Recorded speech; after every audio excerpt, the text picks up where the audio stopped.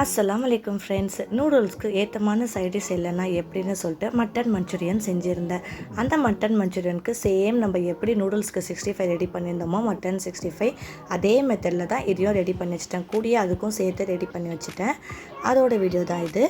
அது பண்ணிட்ட பிறகு நான் எண்ணெயில் அந்த 65 மாதிரி எண்ணெயில் போட்டு நல்லா மட்டன் 65 மாதிரியே நல்லா ஃப்ரை பண்ணி எடுத்துட்டேன். இது பசங்களுக்கு செய்கிறதுனால எந்த ஒரு கலர் ஐட்டம்ஸோ எந்த ஒரு டொமேட்டோ பேஸ்ட்டோ எதுவுமே நான் சேர்க்கலை.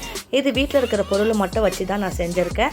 அதுக்காக ஆனியன், டொமேட்டோ, கேப்சிகம், மிளகுத்தூள், சீரகத்தூள், உப்பு, மிளகாய்த்தூள், இஞ்சி பூண்டு அதை மட்டும் தான் சேர்த்துருக்கேன் எக்ஸ்ட்ராவாக. நான் அதையே போட்டு நல்லா வதக்கிட்டே இருந்தேன். அது தக்காளியோட நம்ம உப்பு சேர்த்ததுனால கொஞ்சம் மூடி வச்சதுமே அந்த தக்காளி நல்லா ஒரு பேஸ்ட்டாக ஆகிடுச்சு. அந்த தக்காளி நல்லா ஒரு மெல்ட் ஆனதுமே நம்மளுக்கு அந்த மட்டன் மஞ்சூரியன் மாதிரியே கரெக்டாக வந்துடுச்சு. அவ்வளோதான் ஃப்ரெண்ட்ஸ், நம்ம restaurant style mutton Manchurian ready ஆகிடுச்சு. பாய் ஃப்ரெண்ட்ஸ், சப்ஸ்கிரைப் பண்ணிவிடுங்க.